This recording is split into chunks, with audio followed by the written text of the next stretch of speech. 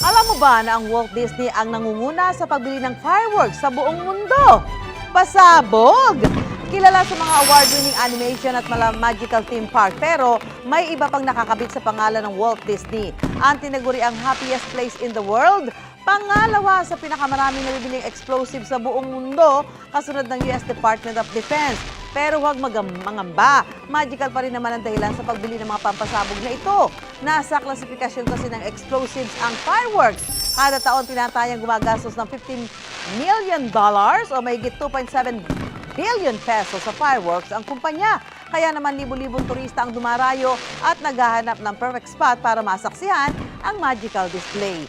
Dapat alam mo na 1957 nang simulang mag-fireworks display sa mga parke, pero sa paglipas ng taon, unti-unti itong nabago hanggang sa bumongga ng bumongga at naging eco-friendly na rin. Yan ang dapat alam mo!